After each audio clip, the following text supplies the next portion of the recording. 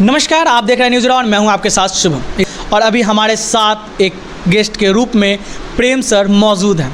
आज हम बात करेंगे बिहार की राजनीति के सबसे चर्चित इलाका राघोपुर की, जहां हर चुनाव में मुकाबला सिर्फ उम्मीदवारी का नहीं बल्कि वादे, विकास और उम्मीदवारों का होता है। कभी लालू परिवार का गढ़ कहा जाता था राघोपुर, अब सवालों के घेरे में है। क्या वादे पूरे हुए? क्या विकास की गाड़ी चली?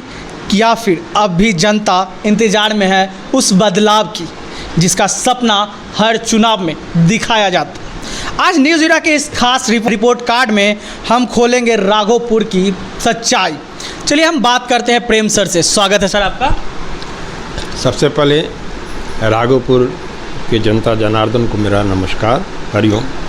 सर, राघोपुर विधानसभा, सबसे पहले हम चाहेंगे कि आप दर्शकों को ये बता दें राघोपुर विधानसभा के जो पहले की यानी कि जो इतिहास है उसके बारे में। राघोपुर का इतिहास जो है बहुत ही महत्वपूर्ण रहा है, क्योंकि हड़प्पा संस्कृति हमारी सबसे पुरानी संस्कृतियों में जानी जाती है, जो ईसा पूर्व 3500 से 8000 वर्ष पहले का, अर्थात 10,000 से 11 वर्ष पुरानी संस्कृति। पटना से 10 किलोमीटर दूर जाकर राघोपुर में जो है एक कुआं की खुदाई में जो है वो हजारों ईंटा हड़प्पा संस्कृति की मिली। हड़प्पा संस्कृति का अर्थ है कि ट्रेड, शासन व्यवस्था और जहाँ पर गणतंत्र संपूर्ण रूप में मूल रूप में विद्यमान था, शासन नहीं बल्कि सेवा के भाव से हड़प्पा संस्कृति को हम जानते हैं। वहाँ विरोध कम, शिकार ज़्यादा था। हड़प्पा संस्कृति का अर्थ ही होता है जहाँ सभी सुखी हो, जहाँ राजा कोई नहीं, प्रजा सभी थे और प्रजा में ही जो श्रेष्ठ होते थे वो अपने समाज का, अपने क्षेत्र का नेतृत्व करते थे। अब दूसरी बात मैं आता हूँ कि राघोपुर का एक और भी महत्वपूर्ण कारण है। राघोपुर जो राघोपुर है वो नदी द्वीप है। बिहार में मात्र 4 नदी द्वीप है, कहलगांव, भागलपुर में 3 और एक राघोपुर। ये 3 नदी द्वीप होता है। जहाँ पर नदी द्वीप का अर्थ होता है कि जहाँ नदी दोनों तरफ से गुजर रही हो उस क्षेत्र से और वो टापू बन जाता है, वह नदी द्वीप कहलाता है। भारत में 1385 लगभग जो है ना वो द्वीप हैं, जिसमें नदी द्वीप भी आते हैं। सबसे बड़ा नदी द्वीप जो है ब्रह्मपुत्रा का है, जो माजुला जो है ना, जो वहाँ का नदी द्वीप आसाम में पड़ता है, वो उसका गिनीज बुक का वर्ल्ड रिकॉर्ड में नाम है, बहुत मशहूर है। गुजरात में है, महाराष्ट्र में है, सभी जितने भी नदी द्वीप हैं वो आज की तारीख में भारत के लिए, विश्व के लिए, दुनिया के लिए बड़ा जो है ना टूरिस्ट सेंटर है। पूरे दुनिया के लोग, भारत के लोग तो जाते ही हैं, पूरे दुनिया के लोग वहाँ पर उस नदी द्वीप पर जाते हैं, आनंद के लिए जाते हैं। लेकिन राघोपुर आखिर क्यों उस टूरिस्ट सेंटर नहीं बन पाया, ये आज आपके प्रश्न से जाहिर होगा। जो चुनाव की समीक्षा की बात है उसी से निकलेगा कि राघोपुर क्यों टूरिस्ट सेंटर नहीं बन पाया। ये बड़ा महत्वपूर्ण बात है। और उसके बाद हम चलते हैं थोड़ा सा और इतिहास के संदर्भ में। देश आज़ाद होता है, पूरा भारत एक साथ आज़ाद हुआ, उसमें बिहार भी था। हर प्रदेश का विकास हुआ, बिहार जहाँ था वहीं रह गया, किंतु राघोपुर प्रारंभ से ही विकास की राह पर है। वहाँ पर रघुवंश नारायण सिंह हुआ करते थे, 1952 में पहला विधायक बनते हैं। चूँकि वहाँ 2 जातियों का वर्चस्व है। आज की तारीख में जादुओं का वोट 1 लाख से थोड़ा ज़्यादा 6,000 और राजपूतों का जो है ना 67 से 68 हज़ार वहाँ पर है। तो ये दोनों जातियाँ जो है वो राजनीतिक के दृष्टिकोण से वोट के कारण धनी भी हैं और आपस में इनके द्वंद्व भी होते रहते हैं। कई हत्याएं भी हुई हैं इसी कारण से। हरिवंश नारायण सिंह काफ़ी मशहूर थे और समाज सेवा के नाम से उनको जाना जाता था। सबसे पहले वो कांग्रेस से बने 1952 में, फिर जो है 57 में फिर कांग्रेस से ही बनते हैं, 62 में वो जीत नहीं पाते हैं और 1967 में वो फिर भारतीय जनसंघ पार्टी से जीतते हैं और 1968 में बिंदा सिंह जंगली सिंह पहला जो विद्यालय है वहाँ का सबसे लोकप्रिय सबसे अच्छा विद्यालय, उसकी स्थापना 1968 में होता है, 67 में जीतने के बाद। और वह पूरे राघोपुर के लिए गर्व और गौरव की बात है, वह विद्यालय आज भी सरकारी क्षेत्र में। तो ये विकास हुआ जो इतिहास के साथ जुड़ा हुआ है और यह विकास हरिवंश बाबू के कारण हुआ, हरिवंश नारायण सिंह के कारण हुआ। सर, अब हम राजनीति की अगर हम बात करें तो कई सालों से जो है लालू यादव और उनके परिवार के तरफ से वहाँ के विधायक चुने गए हैं, उस पर क्या प्रतिक्रिया है आपकी? 1990 में लालू जी वहाँ जीतते हैं, सरकार भी बनती है बिहार में उनकी और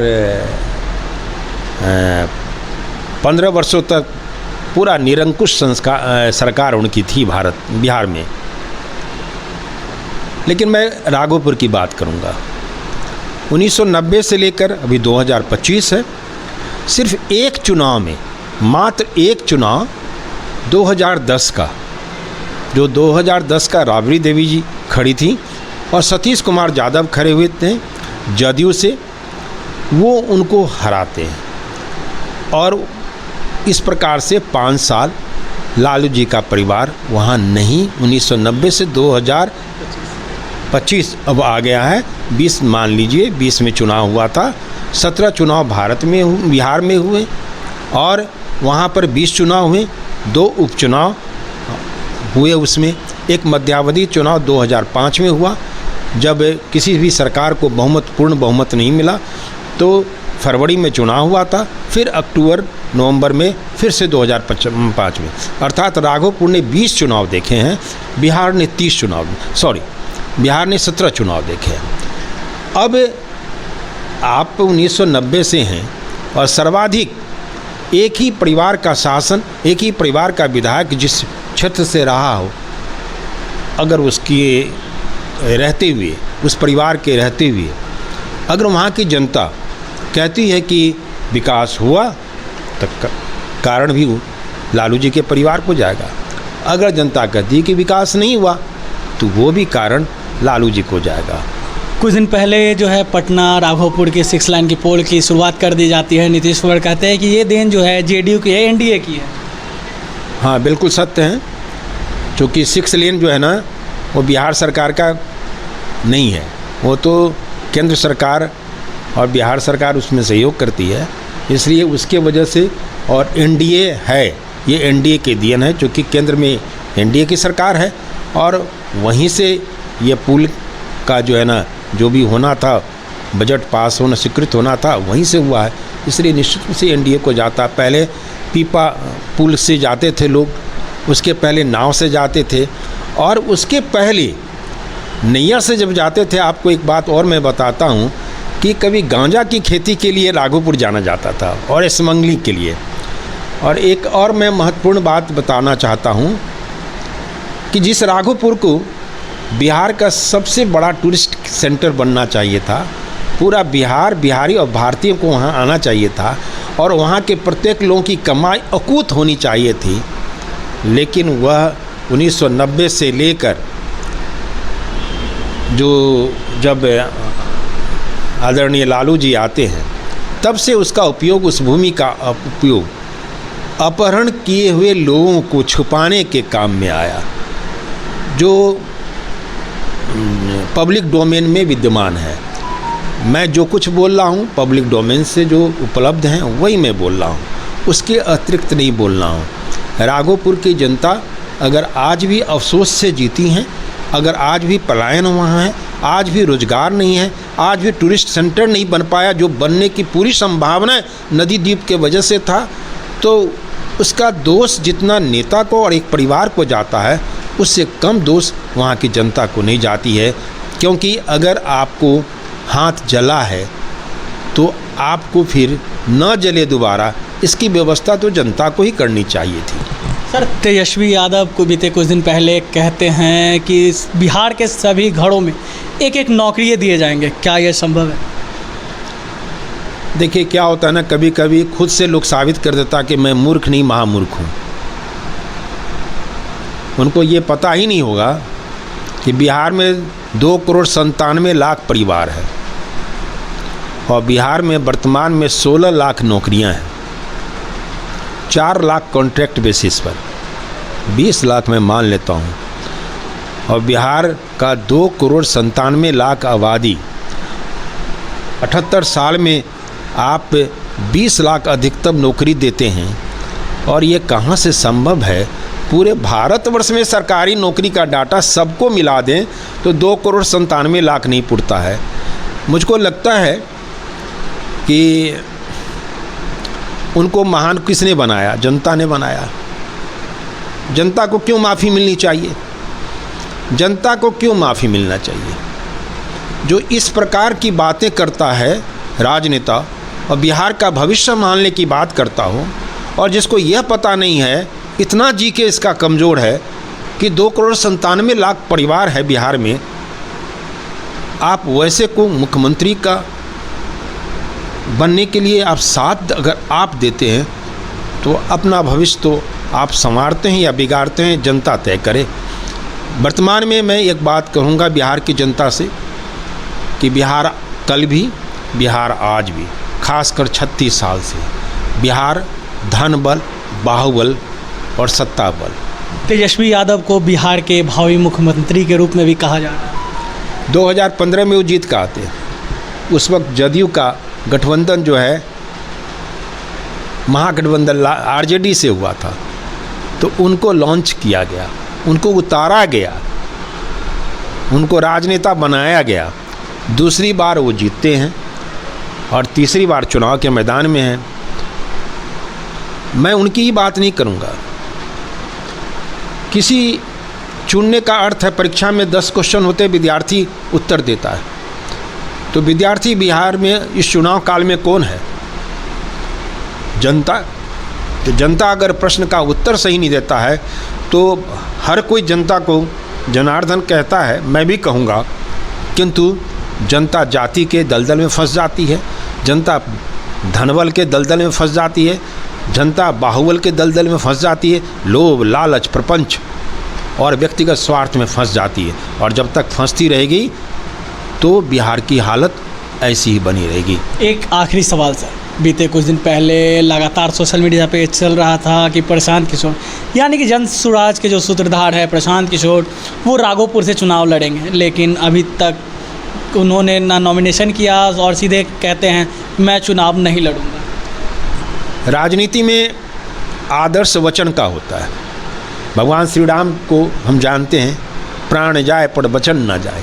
हरिश्चंद्र स्वप्न में देखा दान किया तो कर दिया, बलि दान कर दिया तो कर दिया, और पूरा अपना शरीर तक माप दिया। अगर राजा का वचन की प्रतिबद्धता के साथ जुड़ा हुआ नहीं है और जो राजा बनने का ख्वाब दिखता है तो राजा के योग्य नहीं है। और जो जैसा कि आपने कहा कि उन्होंने कहा था कि राघोपुर से मैं चुनाव लड़ूंगा और नहीं लड़ा, वो चुनाव नहीं लड़ सकते।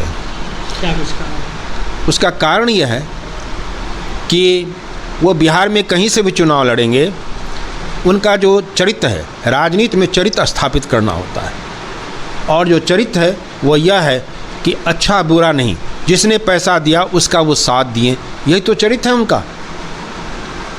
और उससे ज़्यादा क्या है? कोई सोशल वर्क किए हों, कोई ऐसा कार्य किया हो उन्होंने शिक्षण के क्षेत्र में, समाज सेवा के क्षेत्र में, पर्यावरण के क्षेत्र में, किसी भी क्षेत्र में अगर कुछ काम किया हो तो बताइए आप। सर, आप शिक्षा की बात कर रहे हैं, वो लगातार ये कह रहे हैं कि मेरा छाप जो है वो स्कूल का बस्ता छाप है और इस बार बदलाव जो है वो तय।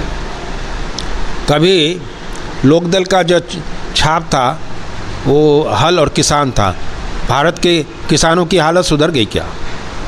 हाँ, अगर छाप से ही सुधर जाता तो दीप है था जनसंघ का, क्या सबके घर में रोशनी जल गई क्या? वर्तमान में कमल है, लक्ष्मी का प्रतीक है, बिहार के बिहारियों के सभी के घर में लक्ष्मी आ गई क्या? 44,000 से 60,000 प्रति व्यक्ति आमदनी है। वह शासन कमज़ोर है जो प्रति व्यक्ति की आय नहीं बढ़ाता हो। देश समृद्ध और लक्ष्मीवान कहलाता है तब जब व्यक्ति की हालत सुधरती है। जब तक आप उद्योग लगाते हैं, आप एयरपोर्ट बनाते हैं, आप रेलवे देते हैं। रेलवे किस लिए? क्योंकि बिहार से भर भर कर मजदूर जाए और दिल्ली से भर भर कर मजदूर आए। यह सीन देखकर भी बिहार की जनता को कपकपी नहीं छूटती हो तो आश्चर्य है। अगर लक्ष्मी आ गई होती भाजपा का तो बिहार की सभी जनता के पास धन अकूत होता, क्योंकि कमल लक्ष्मी का प्रतीक है और जनसंघ जो था वो दिए का प्रतीक था, रोशनी का। तो रोशनी का अर्थ होता है ज्ञान की रोशनी। रोशनी का है कि गरीबी से मुक्ति क्या मिल गई क्या?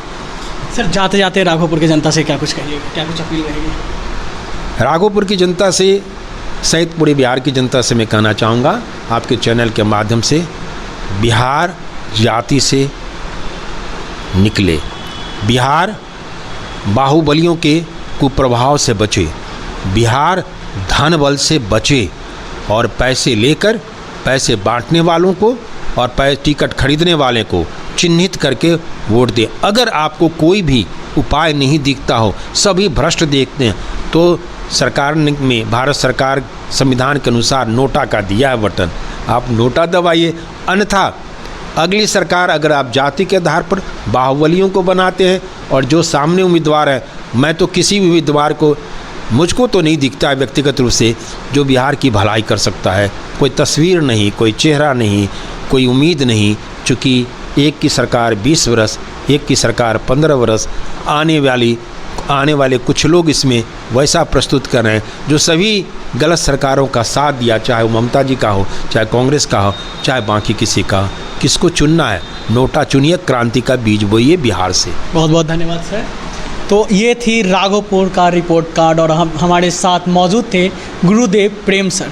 तमाम मुद्दों पे इनसे चर्चा हुई, राघोपुर के इतिहास से लेकर राघोपुर की राजनीतिक तक की। बाकी आप सभी को क्या लगता है कमेंट बॉक्स में देना ना भूलें और हमसे जुड़े रहिए। जल्द ही हम एक और नए एपिसोड लाएंगे फतुहा का रिपोर्ट कार्ड। आप देखे थे न्यूज़ राज शुभम के साथ।